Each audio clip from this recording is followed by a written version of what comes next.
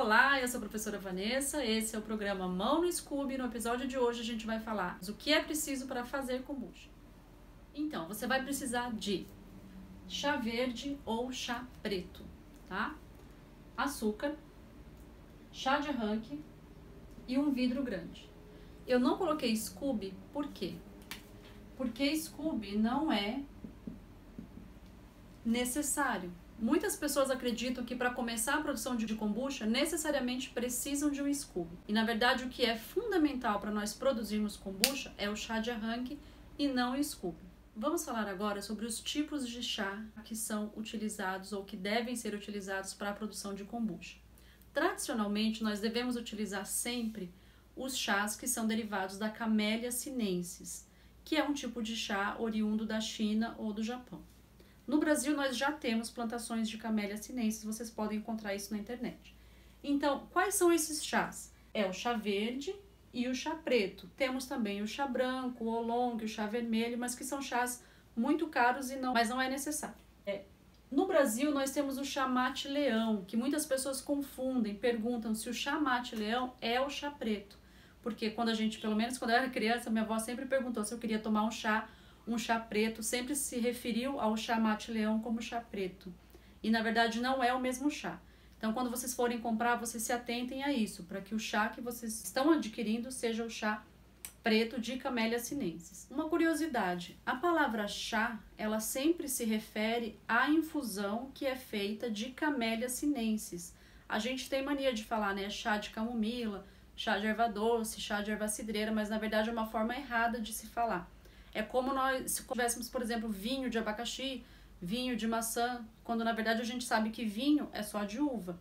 Com o chá acontece a mesma coisa. A palavra chá, ela é exclusiva da infusão feita com Camellia sinensis, mas se popularizou dessa maneira. Então o correto seria nós dizermos uma infusão de camomila, uma infusão de erva cidreira e assim por diante. Em relação aos tipos de açúcar, nós temos vários, né? Então a gente tem açúcar branco, açúcar cristal, demerara e o mascavo. Qual é o mais indicado para produzir kombucha? A gente tem que sempre lembrar o que é a kombucha. É uma fermentação. Então a gente tem que facilitar o trabalho das bactérias e leveduras. Então não convém nós oferecermos um açúcar mascavo ou um demerara que vai ser de difícil quebra. É sempre melhor a gente escolher um açúcar de fácil acesso. E nesse caso o mais indicado é o açúcar branco.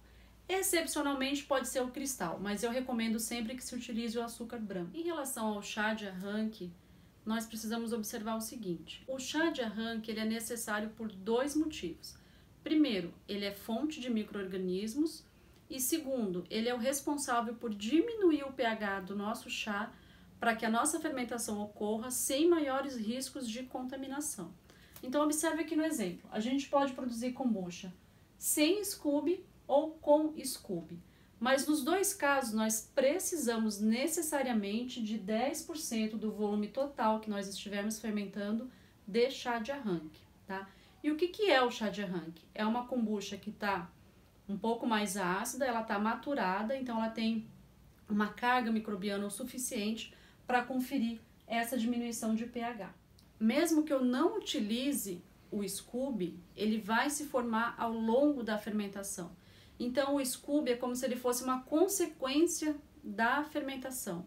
Ele não é o único responsável, ele ajuda sim, ele contribui. Por quê?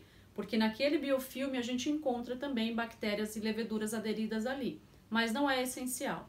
O que vai acontecer é que nesse caso aqui, numa fermentação sem Scooby, vai demorar um pouco mais de tempo, mas vai acabar se formando um biofilme aqui. E numa fermentação com Scooby, esse Scooby que eu adicionei, ele tende a ir para o fundo e vai se formar um Scooby aqui em cima, igualmente na fermentação anterior. A diferença é que talvez essa fermentação aqui aconteça um pouco mais rápido do que essa aqui. Para finalizar, você vai precisar de um vidro grande. Então vamos recapitular. Você já tem o chá, tem açúcar, tem o chá de arranque com ou sem Scooby e agora você precisa pensar onde você vai fazer essa fermentação. Tem que ser um vidro grande, bem grande? Tem. Depende do volume que você quer fermentar. Se você tiver com um vidro de 1 litro, por exemplo, você só vai poder utilizar 60% desse volume, ou seja, 600 ml. Você não vai conseguir fazer mais do que 600 ml de kombucha. Se você tiver um vidro de 2 litros, então você vai poder fazer 1.200 ml, ou seja, 1,2 litros de kombucha. Dependendo quais são os seus objetivos, dependendo do número de pessoas que você tem na sua casa, você vai precisar de mais de um vidro. Qual é a dose diária recomendada de consumo de kombucha? De 150 a 200, no máximo 300 ml. Então vamos supor que você tenha feito aqui 1 litro de kombucha que deu 600 ml. Em 2 dias você vai ter consumido toda a sua produção. E você vai ter que esperar mais 7 dias, ou 10 dias, ou 15 dias, dependendo do estado em que você mora ou da temperatura, tá? Então, o que eu recomendo? Se você não tem um vidro grande de 2 litros, por exemplo, para fazer 1.200 de uma vez, que você faça em vários pequenos. Lembrando sempre que a quantidade que você tem que colocar de chá de arranque deve ser de 10% do volume total. Tanto faz se for 600 ml ou se for 1.200. Então, quanto mais volume você vai fermentar, mais chá de arranque você vai precisar. Não tem como boicotar essa conta. Se você tentar fazer 1.200 ml de kombucha e querer diminuir aqui os 10% para 5%, por exemplo, você pode perder toda a tua produção por conta de uma contaminação. E por que eu estou falando vidro? Porque tem que ser vidro.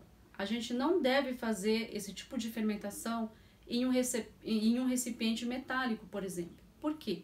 Porque com o tempo a kombucha vai ficar cada vez mais ácida. E essa acidez pode fazer o quê? Retirar metais desse recipiente para a sua kombucha e você pode acabar tendo uma intoxicação. Se eu não me engano, tem um caso no mundo de uma pessoa que morreu porque utilizou um tanque de cobre, se eu não me engano. E ela acabou falecendo por conta dessa kombucha contaminada com metal pesado. Plástico pode?